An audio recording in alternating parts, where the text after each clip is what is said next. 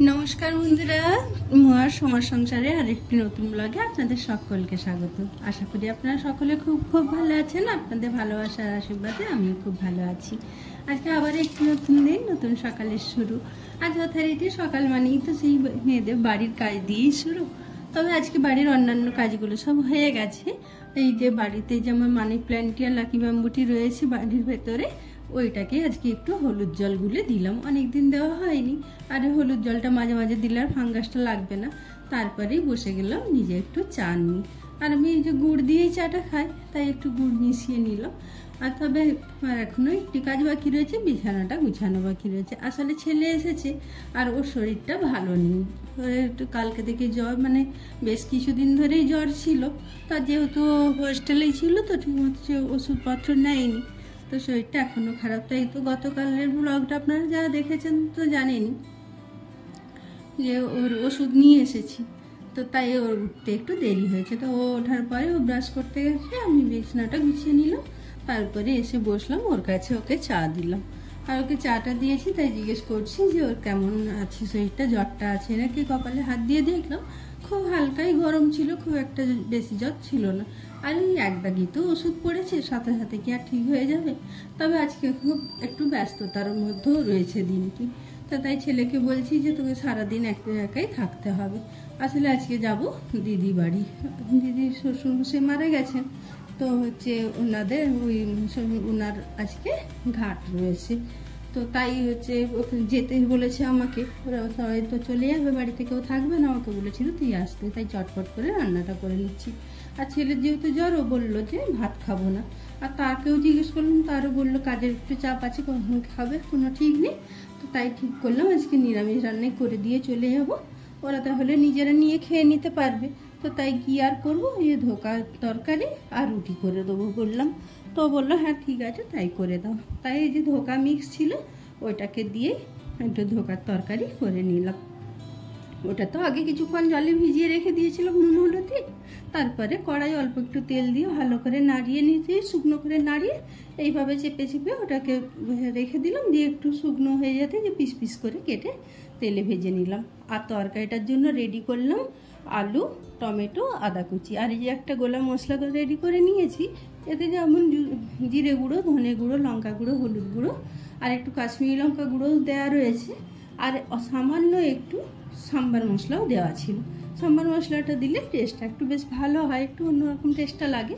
তো ওইটাও একটু দিয়ে দিয়েছিলাম। তো এগুলোকে বড়াগুলোকে ভালো করে ভেজে নিয়েছি, ধোকাগুলোকে দিয়ে ওই তেলে একটু আলুগুলোকেও ভালো করে ভেজে নিলাম। তারপরে এই কড়াতেই আবার একটু তেল দিয়ে দিলাম। দিয়ে তেলটা একটু গরম হয়ে যেতে গোটা জিরে, গোটা শুকনো লঙ্কা আর তেজপাতা দেওয়া হয়। তো আমি তখন আর তাড়াহুড়োতে ভুলে গেছি তেজপাতা দিতে। আর একটু হিং দিয়ে দিলাম। নিরামিষ তরকারিতে হিং দিলে একটু গন্ধটাও ভালো হয় আর হজমেও সুবিধা হয়। তারপরে তাতে দিয়ে দিলাম টমেটো। আর এই টমেটোটা দিয়ে একটু আঁচ কমিয়ে ঢাকা দিয়ে দিলাম। তাহলে চটপট করে টমেটোটা নরম হয়ে যাবে। কেন রান্নাটা তাড়াতাড়ি সেরে আমার যাওয়ারও তাড়া ছিল।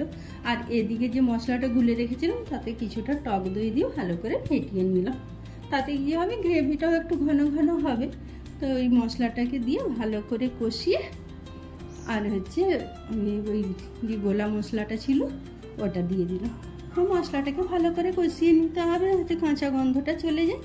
দিয়ে তারপরে আলুগুলোকে দিয়ে ভালো করে একটু কষিয়ে তারপরে জল ঢেলে দেবো। ঝোলটা ফুটে আলুটা সেদ্ধ হয়ে গেলে ওই ধোকাগুলো দিয়ে দেবো আর ধনে পাতাটা দিয়ে ঢাকা দিয়ে রেখে দেবো, গ্যাসটা অফ করে দিয়ে। জলটা কিছুটা টেনে নিবে, আর না হলে হচ্ছে একেবারেই শুকনো হয়ে যাবে। রুটি দিয়ে খাবে তো। দিয়ে রান্নাটা রেডি করে দিয়ে ঝটপট করে রেডি হয়ে গেলাম দিদি বাড়ি যাওয়ার জন্য। বেরিয়ে পড়েছি। আসলে দিদি বারবারই ফোন করছে যে ঝটপট করে আয়, না আমি গেলে তবে ওরা বাড়ি ছেড়ে বেরোতে পারবে, নাহলে বাড়িটাতে একেবারে একা ছেড়ে বেরোতে পারবে না। তাই আমিও বেরিয়ে পড়লাম। দিদি ঘরে আমি চলে এসেছি। আসলে ওরা সবাই মিলে তো চলে গেল থাকে, আর কেউ থাকবার কেউ নেই, বাড়িটা পুরো একা। সেই জন্যই আমি তাড়াতাড়ি করে এলাম। আর দাদা বৌদিরা আছে, ওরা একটু খাওয়া দাওয়া করতে গেছে, ওরাও চলে আসবে একটু। আর সেই জন্য যতক্ষণ না আসছে ততক্ষণ একটু অপেক্ষা করি। একাই পুরো বাড়িটাতে পুরো তো ওপরের ছাদে কাজ হচ্ছে, দিদিদের এখন এই ঘরে কাজ হচ্ছে, মানে এই ঘরটা পুরো ভেঙে আবার নতুন করে হচ্ছে আর মিস্ত্রিও রয়েছে, কাজও হচ্ছে।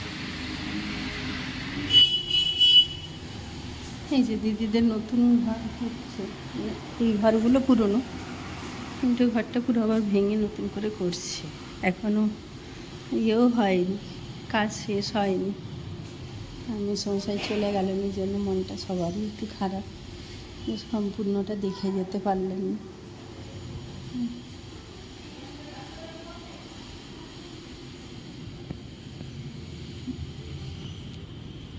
দিদিদের তো ফিরতে ফিরতে সে বিকেল হয়ে গিয়েছিল, তারপরে খাওয়া দাওয়া একটু করলো, করার পরে তারপরে বৌদি বললো যে চলো অনেকক্ষণ থেকেই নিচে আছি, একটু ছাদের দিকে ঘুরে আসি, বাচ্চাগুলো অস্থির হয়ে যাচ্ছে, তাই একটু ছাদের দিকে নিয়ে গেলে ভালো লাগবে, তাই ছাদের দিকে গেলাম। তো ছাদে গিয়ে দেখছি দিদি অলরেডি ছাদে কাজ করছে, ওদের বাড়িতে যে মেয়েটি কাজ করে তাকে সঙ্গে নিয়ে, তাই এই বাচ্চাগুলোর সাথেই আমি একটু বদমাইশি করলাম। আসলে এই দিদি হলো আমার মামাতো দিদি, আমার মামা বাড়ি হাটশিলাতে, আর তাই মামাতো দাদা বৌদি বাচ্চাদেরটুকু নিয়ে এসেছে। এটা ছোট দাদা এসেছে, বড়দা একবারে আগামীকাল আসবে। আর আসলে মামা মামিরও শরীরটা ভালো নেই, তাই সবাই তো একসাথে আসা সম্ভব নয়, বড়দা বড় বৌদি বাড়িতে আছে, আর ছোটো বৌদি এসেছে, তাই বাচ্চাগুলোর সাথে একটু আগাচ্ছি, মজা করছি। তাই ওরা ফোনে হচ্ছে ক্যামেরার সামনে আসতে লজ্জা পাচ্ছে, আর অবশ্য বড়টাই লজ্জা পাচ্ছে। তো তাই বলছি যে দেখ ছোটো বোনু লজ্জা পাচ্ছে না, তুই লজ্জা পাচ্ছিস, এইভাবেই একটু লাগালাগি করলাম। করে নিয়ে দিদি বললো চ এবারে সন্ধে হয়ে যাচ্ছে, চাটা খাবি, চ নিচে চ। দিয়ে নিচে গেলাম, আসলে হচ্ছে এবারে বাড়িও ফিরবো, তো বৌদির একটু কাপড় কেনার ছিল, তাই বৌদি দুদিন ধরে বাড়ি এসেছে, কোথাও বেরোইও নি। তো দাদা বললো যে চলো তাহলে একটু কাপড়ও কিনে দেবো, আর একটু ঘুরিয়েও আনবো। তো তাই দাদাকে বললাম চলো তাহলে আমিও যাবো, কেন পরের দিন তো সাধ্য ছিল মাসিমাকে দেওয়ার জন্য, আমার একটা কাপড় কেনার ছিল, আর এই এতক্ষণে বাড়ি ফিরলে আর কখন আবার বাজার বেরোবো, তাই ভাবলাম যেহেতু বড় বাজারের মধ্যেই, তো তাই ভাবলাম একবার একটা কাপড় কিনে নিয়ে চলে যাবো। তাই যে শাড়ির দোকানে গেছি, আমি তো মাসিমার জন্য একটা পছন্দ করে কাপড় নিয়ে নিয়েছি হালকা রঙে, আর এই যে দাদা হচ্ছে বৌদির জন্য কাপড় নিয়েছে, তাই বৌদিকে বলছি তুমি পছন্দ করো, বৌদি নিজেই অস্থির, লজ্জা বলে না আমি পছন্দ করবো না, তোমরা করে দাও, যে তুমি করবে, তুমি তো পছন্দ করবে। তাই যাই হোক একটা পছন্দ করে বৌদিরও কাপড় নেওয়া হলো, আর আমিও মাসিমার জন্য নিলাম। আর যেহেতু এই বড় বাজারের মধ্যেই দিদির বাড়ি, তো তাই ভাবলাম যে যাবার বলে একবারে হচ্ছে একটু দিদিকেও দেখিয়ে নিই, কেন মাসিমা কেমন কি পরবেন না পরবেন সেটা তো বুঝতে পারছি না। তো দাদা বললো হ্যাঁ চল, তো হচ্ছে দেখিও নে, আর আমি তাহলে তোকে ছেড়ে দিয়ে চলে আসবো বাড়ি থেকে গাড়িটা নিয়ে। তাই আবার ওই দিদি বাড়িতেই চলে গেলাম, যে দিদিকে সবাইকে দেখিয়ে দিলাম, কিন্তু সবাই বললো যে না ঠিক আছে এটা মা পরবেন। দিয়ে তারপরে দাদা আমাকে গেল আবার হচ্ছে বাড়ি ছাড়তে।